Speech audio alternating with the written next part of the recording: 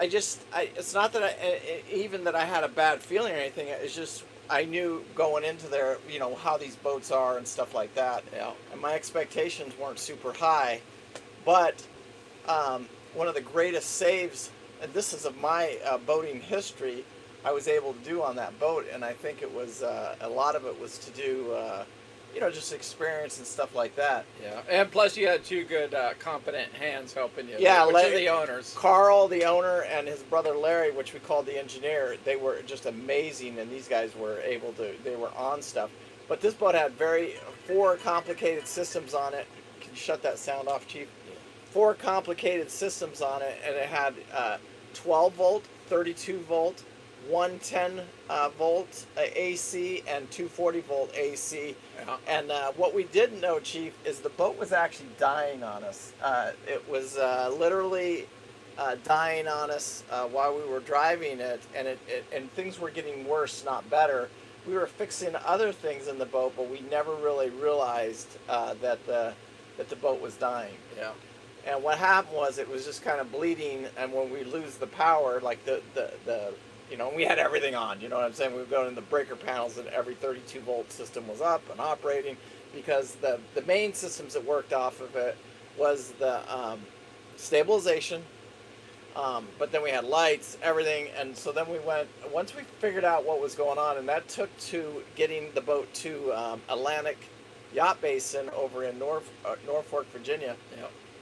We went through the lock, pulled in there, and those guys said your alternators aren't working, and your charger, the charging system for that worked off of the generators was working, but it was working intermittently. Like one time it would be working, next time it wouldn't be working, and so it was giving us false readings. And then I think we had some dead cells in some of the older the batteries, which weren't that old on the boat, but some of the cells had actually died on it. Yeah. And so once we figured all that out, we put all the good cell batteries into one bank, and then this had a parallel switch, and I paralleled them all together, and then the big save. So this is like July 2nd. We pull in there, and we want to get the boat going.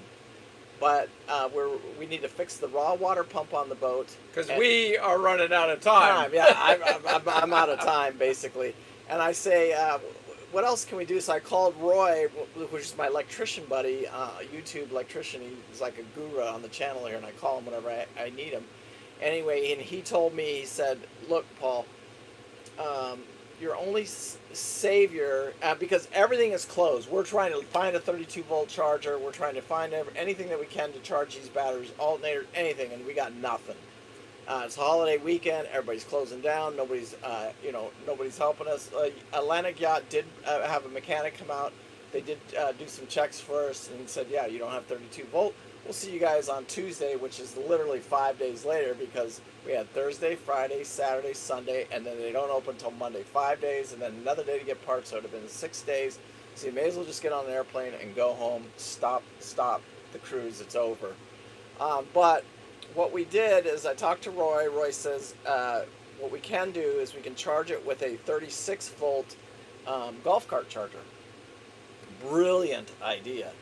And then what we had to do is they taught me how to monitor the voltage in it. So like a 38, I believe it was 0.4 volts. I had fully charged batteries. I knew my batteries were fully charged. Yeah.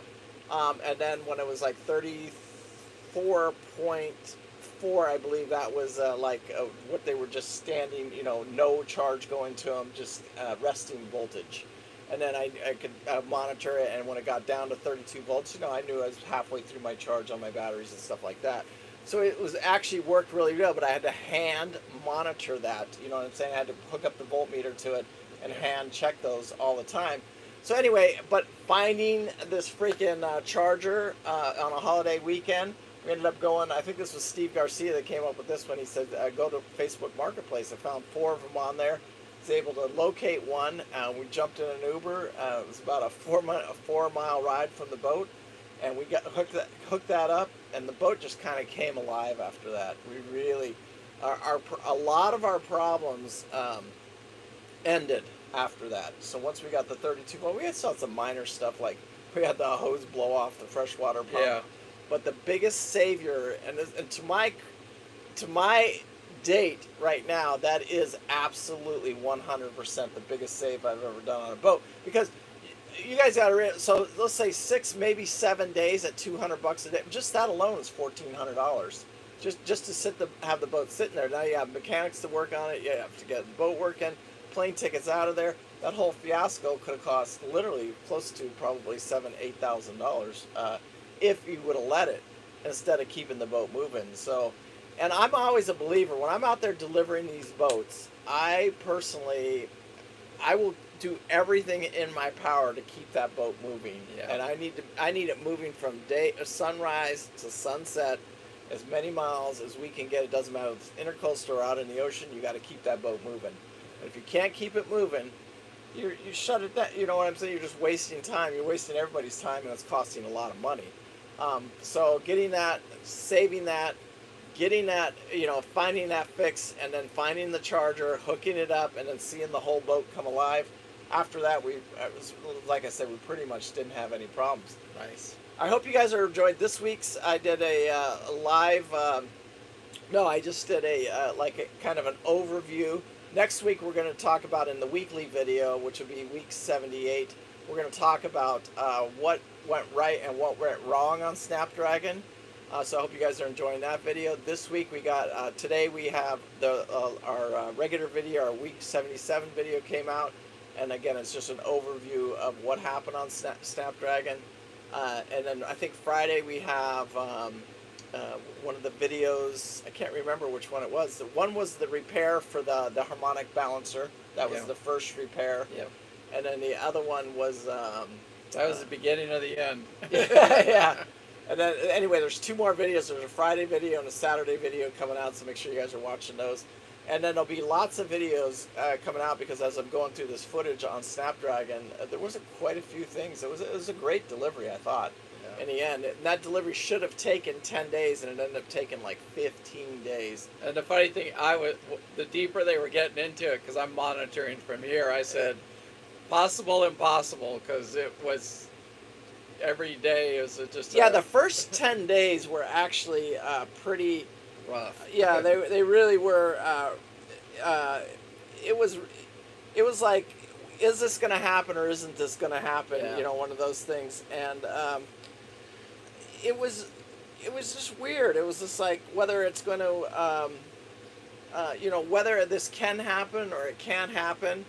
And, my heart was, it wasn't that it wasn't in it. It was just, I love the boat. Absolutely. There's nothing better than being sitting in an air-conditioned pilot house. One of the problems we had with the boat is the AC in the main salon was stuck on. So if you were in the main salon, I had to sleep in there a couple times. You're freezing your ass off. You could hang meat in that sumbitch. But anyway, I hope you guys are going to enjoy these Snapdragon videos coming up. The boat was a lot of fun. I loved being on, this 80,000 pound. It's 65 feet overall, 2,400 gallons of fuel, 800 gallons of water, over 1,000 miles. It was about 1,200 mile delivery. We ended up going down the Delaware and up the Chesapeake through the C&D Canal. So anyway, I hope you guys are enjoying the videos. Make sure you hit that like and subscribe. Make sure you guys are subscribing. And I can't thank you enough. I do got some other ones coming up. I might be heading to actually somewhere over on the West Coast, over to like the Alaska area, and then we have one up in Michigan. These are all boats that we're talking about right now. One's a 58-foot Alexander, Ocean Alexander, and the other one's another Hatteras, but it's not the LRC. It's the sport. Yeah, it's the sport. A sport yacht, I think it's called, or sport fisher yacht. Anyway, guys, peace out. Make sure you hit that like and subscribe. Thank you so much. I do appreciate it. And we'll talk to you guys later. Thanks, guys.